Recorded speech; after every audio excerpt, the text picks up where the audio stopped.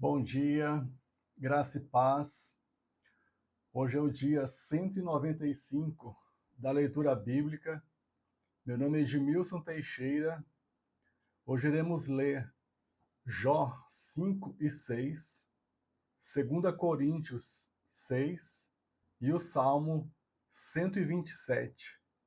Oremos. Pai, eu te louvo, eu te dou graças, eu te peço, fale conosco através da tua palavra.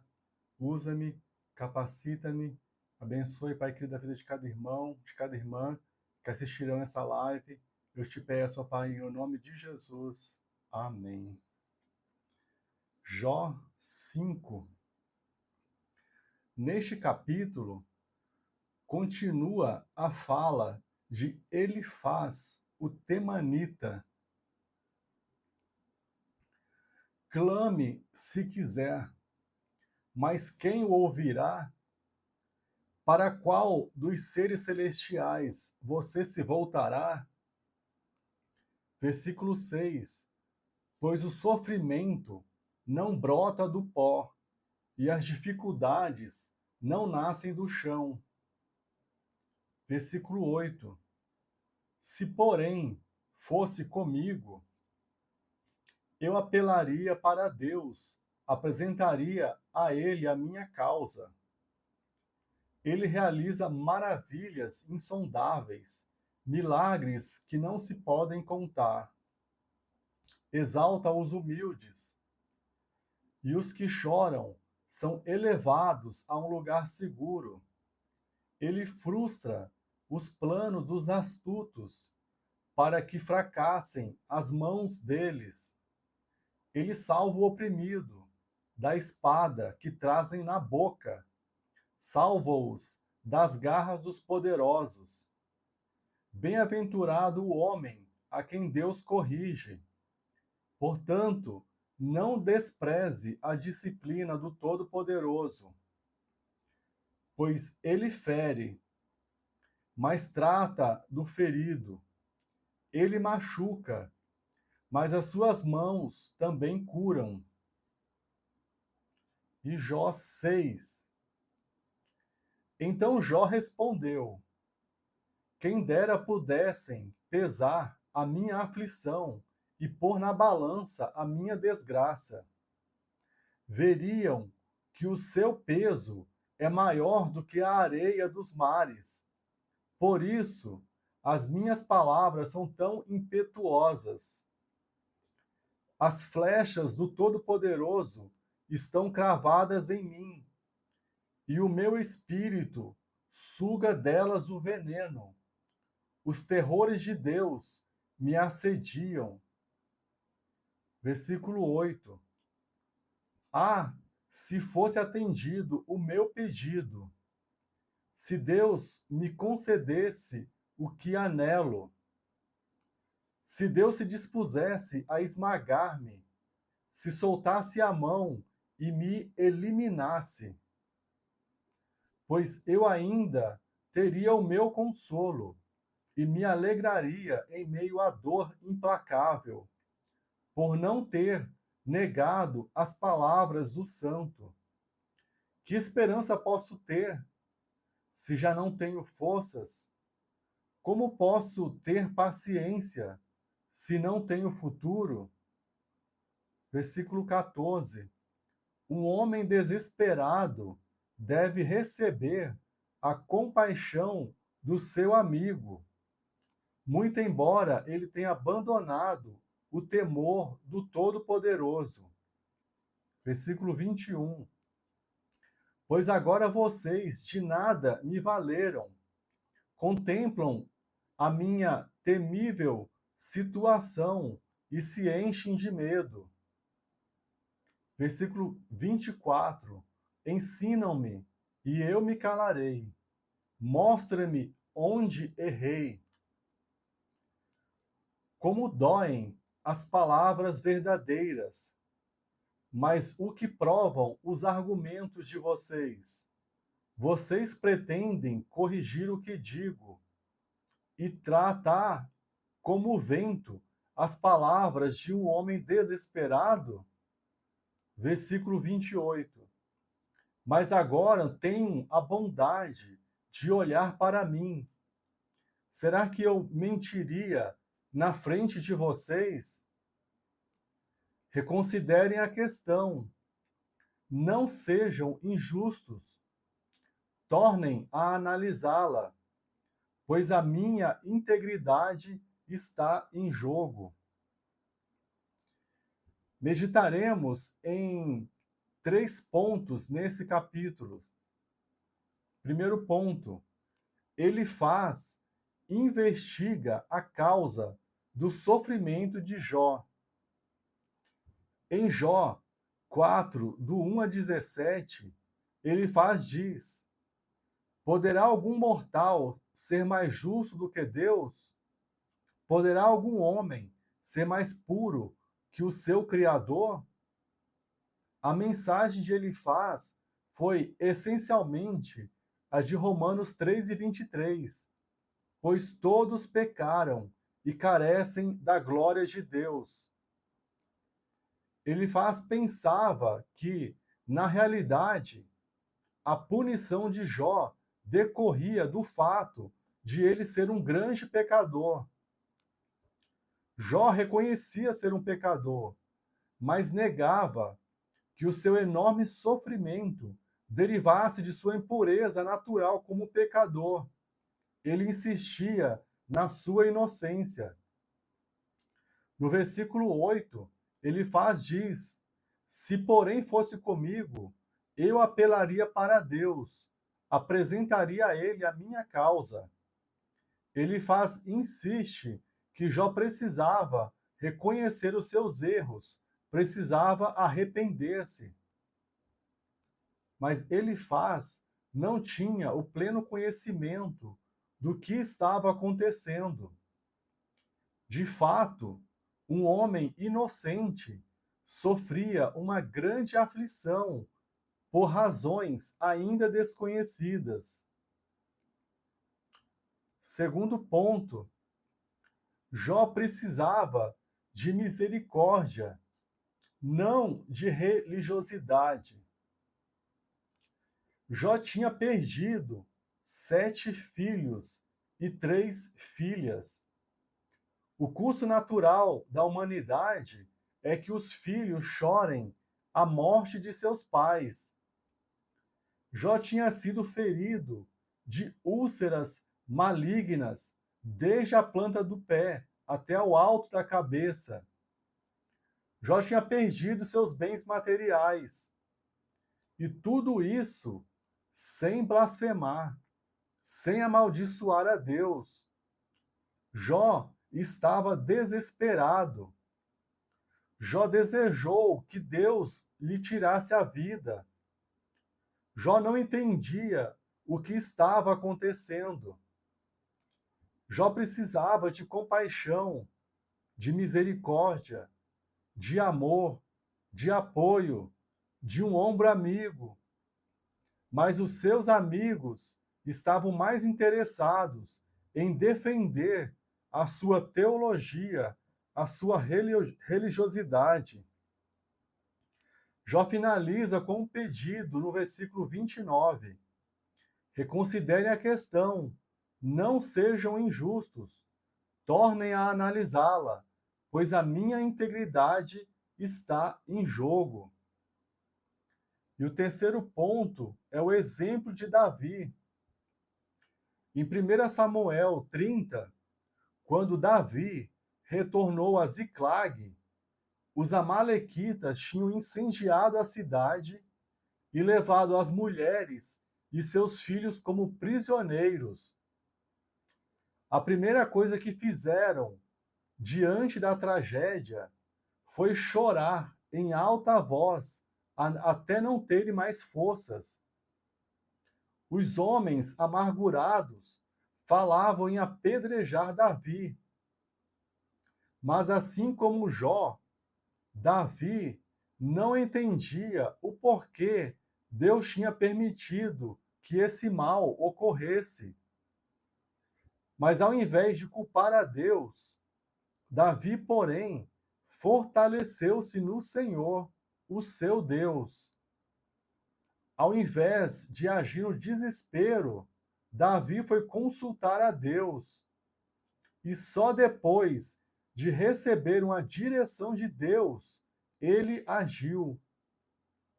Que nós possamos aprender com esse herói da fé, pois diante das tragédias, de nada vai adiantar brigar, culpar o único que tem solução para todos os nossos problemas, Deus. Leremos agora 2 Coríntios 6. Como cooperadores de Deus, insistimos com vocês para não receberem inutilmente a graça de Deus. Não damos motivo de escândalo a ninguém, para que o nosso ministério não caia em descrédito. Ao contrário, como servos de Deus, recomendamo-nos de todas as formas, em muita perseverança, em sofrimentos, privações e tristezas, em açoites, prisões e tumultos, em trabalhos árduos, noites sem dormir e jejuns, em pureza, conhecimento, paciência e bondade, no Espírito Santo e no amor sincero, nas palavras da verdade e no poder de Deus, com as armas da justiça, quer de ataque, quer de defesa, por glória e por desonra, por difamação e por boa fama, tido por enganadores, sendo verdadeiros, como desconhecidos, apesar de bem conhecidos, como se estivéssemos morrendo, embora ainda com vida, espancados, mas não mortos, entristecidos, mas sempre alegres, pobres, mas enriquecendo a muitos, nada tendo, mas possuindo tudo. Falamos abertamente a vocês, coríntios, e abrimos todo o nosso coração. Não restringimos o nosso afeto por vocês, mas vocês restringem o afeto que têm por nós. Como justa compensação, falo como a filhos. Abra o coração de vocês para nós também. Neste capítulo, o apóstolo Paulo presta um relatório em defesa do seu ministério. Ele fala do seu zelo, da sua vigilância, para não ser motivo de escândalo a ninguém. Muitos acham que a vida de um homem de Deus é fácil, mas a Bíblia diz em 2 Timóteo 3:12, e todos os que piamente querem viver em Cristo Jesus padecerão perseguições. Paulo fala de suas dificuldades, tribulações e perseguições. Ele abre o seu coração aos coríntios. O seu sentimento é que os coríntios não têm demonstrado o mesmo afeto que ele tem demonstrado por eles. Em Hebreus 13:17 diz: obedecei a vossos pastores, sujeitai-vos a eles, porque velam por vossas almas, e como aqueles que hão de dar conta delas, para que o façam com alegria e não gemendo, porque isso não vos seria útil. Uma coisa que todos nós podemos fazer por nossos pastores e líderes é orar, é interceder por sua vida, família e ministério. Em pelo menos 7 passagens em suas cartas, Paulo pede oração aos irmãos. Em Romanos 15:30 diz: peço a vocês, irmãos, pelo nosso Senhor Jesus Cristo e pelo amor do Espírito, que se unam a mim na minha luta, orando a Deus em meu favor. Em Efésios 6:19, ele diz: orem também por mim, para que ao falar me seja dada a mensagem, a fim de destemidamente tornar conhecido o ministério do Evangelho. Em Filipenses 1:19 diz: pois sei que serei liberto por causa das orações de vocês e da provisão do Espírito de Jesus Cristo. Colossenses 4:3. Ao mesmo tempo, orem por nós, para que Deus nos abra uma porta para a mensagem, a fim de que possamos proclamar o ministério de Cristo, pelo qual estou preso. 1 Tessalonicenses 5:25. Irmãos, orem por nós. 2 Tessalonicenses 3:1. Finalmente, irmãos, orem por nós, para que a palavra do Senhor se propague rapidamente e receba a honra merecida, como aconteceu entre vocês. Em Filemão 1:22, além disso, prepare-me um aposento, pois espero ser restituído a vocês em resposta às suas orações. Paulo era um homem de profunda vida espiritual, mas ele não considerava que pudesse cumprir o seu ministério sozinho. Ele repetidamente dependia das orações da igreja. Quem prega e ensina a palavra de Deus precisa das orações da igreja.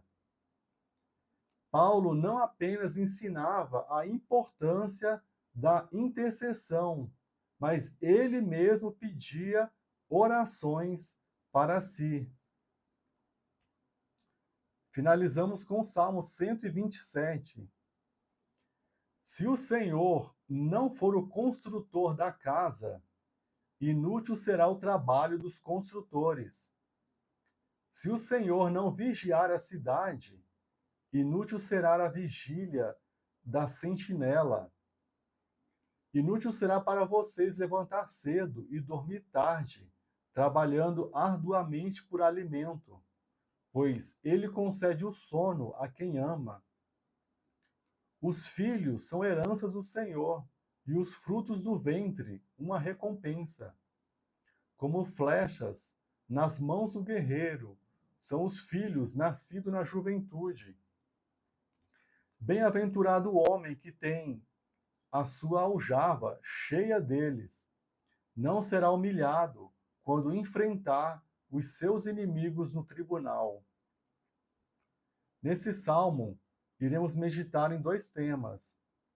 Primeiro, a total dependência do homem a Deus. A base, o alicerce da nossa vida, da nossa casa, tem que ser Deus. Vivemos neste mundo, mas pertencemos ao reino de Deus. No reino de Deus, não há falta de nada. Procure ter intimidade com Deus, para que você possa receber a revelação de que você é um filho de um rei rico e poderoso. Em Mateus 6:33 diz: mas buscai primeiro o reino de Deus e a sua justiça, e todas essas coisas vos serão acrescentadas.